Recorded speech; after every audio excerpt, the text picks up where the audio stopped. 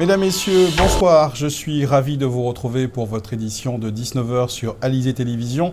Merci de nous recevoir chez vous. Commençons cette édition par ces images filmées en milieu d'après-midi à l'entrée de Pointe-à-Pitre. Les averses continues ont eu pour conséquence une montée des eaux et comme dans plusieurs autres communes de l'archipel, la circulation était difficile cet après-midi dans Pointe-à-Pitre. Des scènes comme celle-ci ont été observées un peu partout. Et même si la météo s'améliore, continuez de rester prudent si vous devez sortir.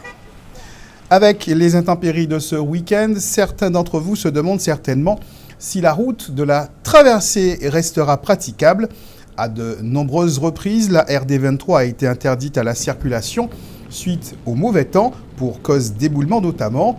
Cette route qui relie Pointe-Noire à Pointe-à-Pitre est sous haute surveillance en période d'intempéries singulièrement. Mais comment fonctionne la chaîne décisionnelle en cas de fermeture obligée?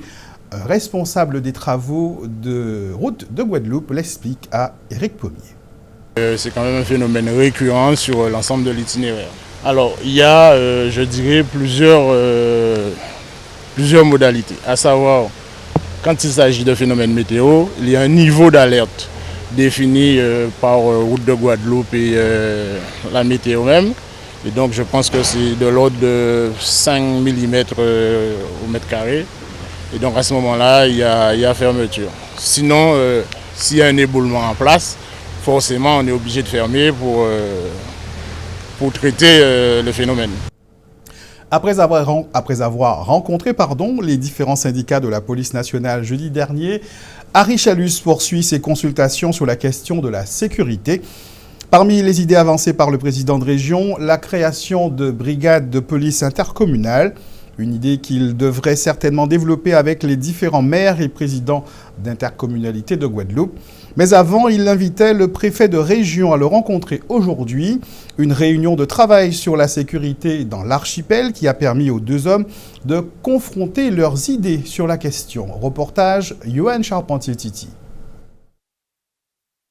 Une rencontre entre le président de région et le préfet autour de la sécurité, considérée comme une première étape par les protagonistes. Naturellement, ce n'est pas grâce à une réunion de travail d'1 heure que le problème de la violence en Guadeloupe sera réglé. Certaines pistes ont toutefois été retenues à l'issue de cette rencontre. Nous allons lancer tout de suite, augmenter le nombre de recrutements dans le cadre du pacte pour l'emploi, voir avec l'État aussi pour prolonger, si possible, d'1 an les emplois d'avenir qui arrivent à échéance sur le territoire et surtout aller vers les associations pour les accompagner. Nous sommes prêts aussi à accompagner pour intensifier la vidéoprotection en Guadeloupe, écrire à l'État pour demander plus d'effectifs en matière de police sur le territoire, de douaniers, enfin, tout ce que l'État pourra nous donner pour pouvoir répondre aux attentes des Guadeloupéens. Le président de région est aussi favorable à un élargissement à toutes les communes du plan voisin vigilant et à la création d'une police intercommunale. Du côté de l'État, on indique vouloir mettre tout en œuvre pour faire diminuer la délinquance. Depuis, la semaine dernière, je travaille avec les responsables des forces de sécurité. J'ai souhaité effectivement leur fixer des objectifs, précis pour accroître la visibilité et la présence sur la voie publique, pour développer nos capacités d'investigation. Donc nous allons faire évoluer la manœuvre, pour tenir ces deux objectifs. Et puisqu'il s'agit d'une première étape, l'État et la région devront aussi rencontrer les autres collectivités, parmi lesquelles les communes et le conseil départemental. Pas sûr que les syndicats de policiers, les commerçants ou tout simplement la population guadeloupéenne soient convaincus par ces réunions de travail et les pistes qui en découlent, mais attendons de voir. Et pour poursuivre sur cette question, Jacques Damprom nous a rejoint. Bonsoir Jacques. Bonsoir. Alors après le préfet de région, Harry Chalus devrait en effet rencontrer les maires et les présidents de PCI pour définir les contours d'une coopération État-région commune EPCI. Le président de région a donc décidé de prendre les choses en main dans ce dossier de l'insécurité en Guadeloupe. Il hausse même le ton. Mais est-ce suffisant pour apaiser les inquiétudes des Guadeloupéens ? Très franchement, on ne peut pas dire que les mesures annoncées ce midi par le préfet et le président de région soient de nature à répondre aux attentes des Guadeloupéens et à apaiser leur inquiétude. La population demande à voir policiers et gendarmes dans les rues, effectuer des rondes dans les quartiers, mettre la main sur les malfrats, les mettre hors d'état de nuire ou même prévenir les méfaits. Bref, des mesures immédiates susceptibles de mettre fin non pas à un sentiment d'insécurité, mais à une insécurité bien réelle. Or, les mesures avancées par le préfet, par le représentant de l'État, en l'occurrence le préfet, ne concernent pas ce public. Les Guadeloupéens ne réclament pas de la communication, mais bel et bien de l'action. En réalité, la seule idée avancée ce midi et qui se rapporte réellement au déchaînement d'actes de banditisme commis ces dernières semaines a été avancée depuis la semaine d'ailleurs par Harry Chalus. Il s'agit de la création d'une police intercommunale qui permettrait notamment de couvrir davantage de territoires communaux. L'exécutif régional dit vouloir faire bouger les lignes et mobiliser les élus de proximité, qu'il s'agisse des maires ou des présidents de communautés d'agglomération, vous l'avez dit Ronnie. Des élus qui ont pris malheureusement l'habitude depuis longtemps, trop longtemps, de se réfugier derrière l'État pour ne pas prendre pleinement leurs responsabilités sur la question de la sécurité des Guadeloupéens. Merci Jacques. Nous continuons sur ce même sujet. Vous vous en rappelez, on en a parlé. Vous avez certainement aussi dû voir la page Facebook de Jean-Michel Lesdel qui, le 31 août dernier, s'adressait à tous les artistes de Guadeloupe pour leur demander de s'impliquer face à la violence de notre pays. Un texte publié sur sa page Facebook, largement diffusé, dans laquelle le musicien, le pianiste invitait ses collègues artistes à se mobiliser, voire même à descendre dans la rue. Les explications de Muriel Barleigne. Elle inspire certains artistes qui en font le sujet de leur œuvre. D'autres se mobilisent sur le terrain pour la combattre. La violence en Guadeloupe semble avoir atteint des sommets. Pour le pianiste, auteur, compositeur et interprète Jean-Michel Lesdel, cette violence est un véritable cri de détresse.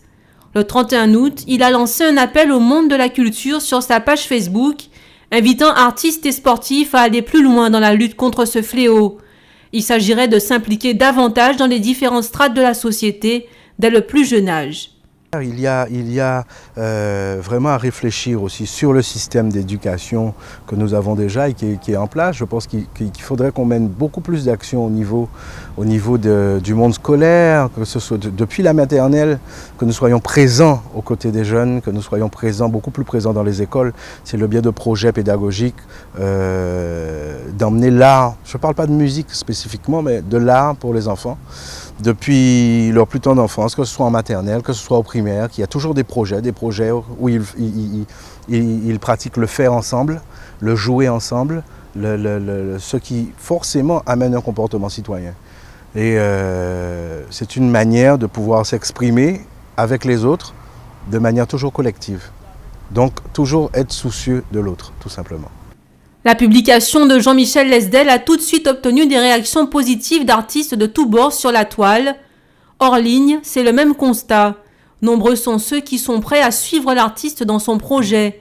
C'est le cas de Kirky Peg, chanteur et directeur artistique de Blue Melody School, une école de gospel des Abîmes. Pour lui, beaucoup d'artistes font déjà un travail de fond qui n'est pas connu. Rassembler les forces ne pourrait être que bénéfique, à condition que tout le monde joue le jeu, notamment les médias. Les artistes sont toujours prêts à cela. S'il y a des actions beaucoup plus fortes, beaucoup plus concrètes à mener, en tout cas, je pense que tout le monde est prêt. Tout le monde sera prêt à mettre du sien. Tout le monde sera prêt à s'investir personnellement et peut-être au-delà. En tout cas, il y a encore des choses à faire. Tout n'est pas terminé.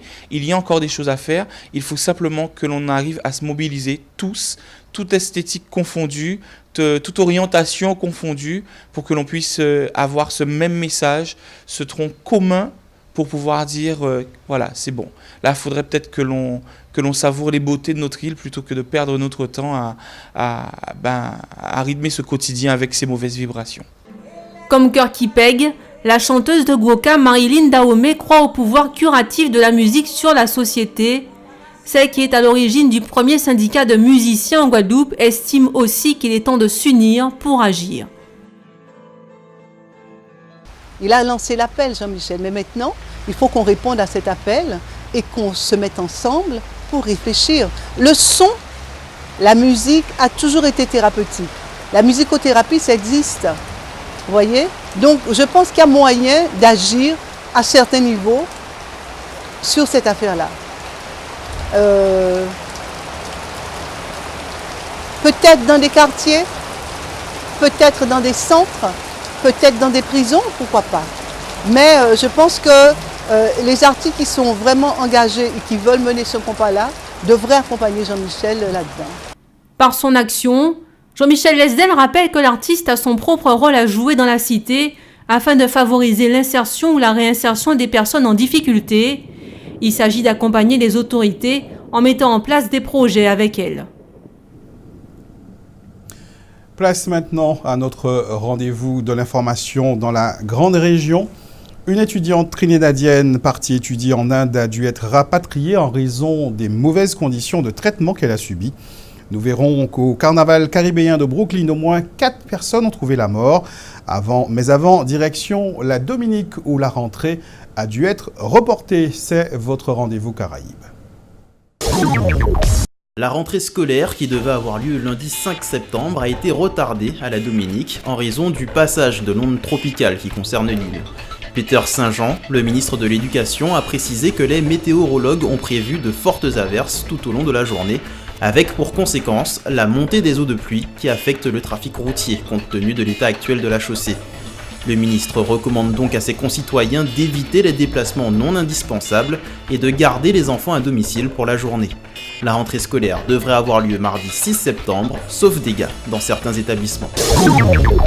Renuka est une jeune femme de 25 ans qui est partie étudier l'hindi à l'université d'Agra en Inde.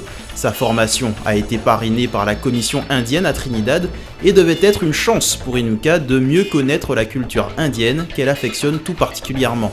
Mais une fois sur place, le rêve se transforma en cauchemar. La jeune femme s'est vue confrontée à des conditions de vie difficiles auxquelles elle ne pouvait faire face. Elle est donc rentrée à Trinidad, épuisée. Lors d'une longue conférence de presse, Renuka a décrit le quotidien terrible que doivent vivre les étudiants indiens, le manque d'hygiène, de sécurité et la très mauvaise qualité de la nourriture. Plusieurs élèves seraient tombés gravement malades, ce qui l'a poussé à rentrer plus tôt à Trinidad pour passer des tests médicaux.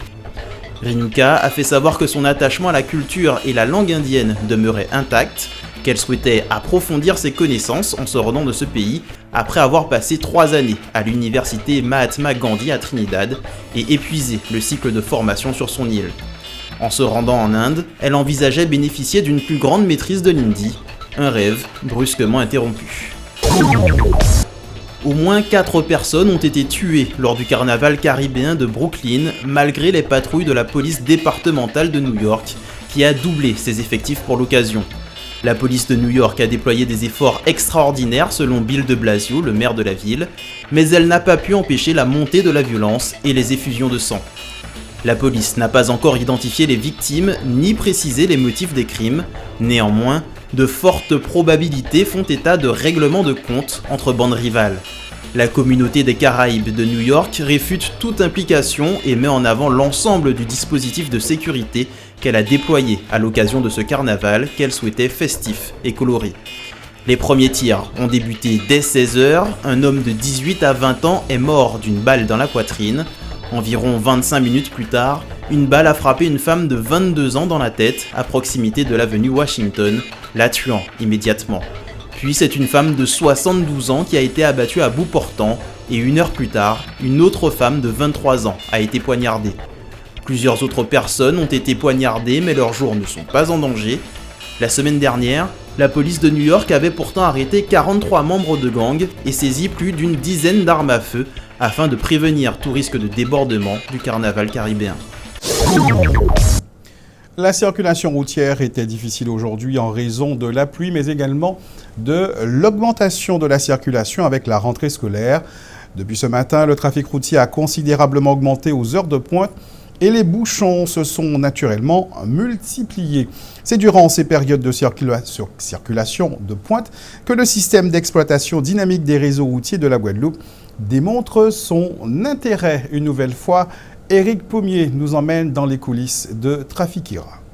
Fini le temps des circulations fluides, dès ce lundi, les routes ont repris des allures de périphérique parisien. Mais à Trafikera, installé en Guadeloupe depuis 3 ans, on étudie la possibilité de rendre plus facile la circulation sur les routes de notre département. D'autant plus que le parc roulant compte pas moins de 150 000 véhicules. À terme, Trafikera évoque la solution de la stratégie de régulation de vitesse, rien à voir avec la stratégie d'affichage du temps de parcours. C'est-à-dire que lorsque vous avez cette connaissance de la montée en charge du réseau en temps réel par rapport aux équipements de terrain. Eh bien, vous allez mettre en place toute une signalisation dynamique, donc des panneaux de limitation de vitesse, mais sur lequel vous allez afficher la vitesse. Et on va diminuer la vitesse. Donc c'est vrai que la rocade est limitée à 90 km/h, voire si on prend la RN1 entre Poussette et Montebello par exemple, ça va de 110 à 90. En abaissant cette vitesse quelquefois à 90 ou à 70 ou même à 50, ça nous permet de faire circuler les véhicules moins rapidement sur le même tronçon, mais en réduisant ce que l'on appelle la distance intervéhiculaire, puisque lorsque vous allez circuler, vous allez avoir ce qu'on appelle une distance intervéhiculaire.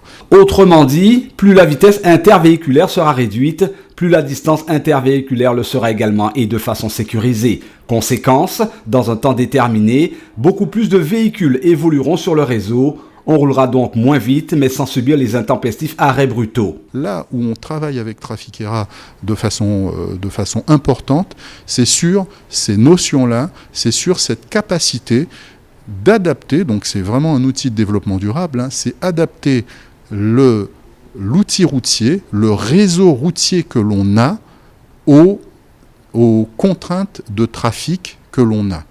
Alors, ça ne règle pas le problème des embouteillages, mais ça permet, sur une île, d'épargner au maximum le foncier. Certains axes routiers sont surveillés par toute une équipe d'opérateurs. Ils sont 5 au total.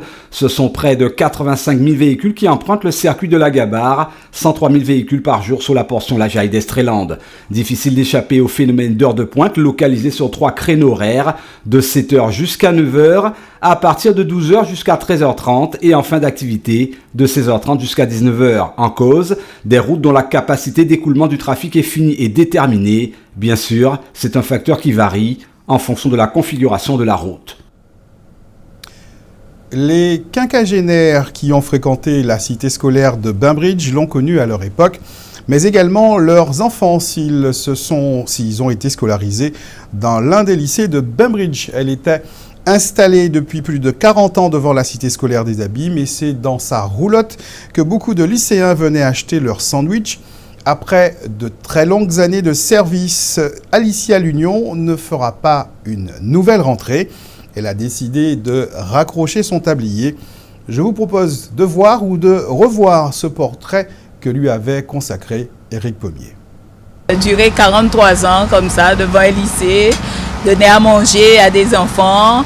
Tout a commencé dans les années 70 ou à lycée à l'époque, avant d'aller rejoindre son collège Carnot, aider sa mère dès 5h du matin à faire les sandwichs devant ce même lycée. À l'époque, pas de camion, mais de simples parasols comme étalage.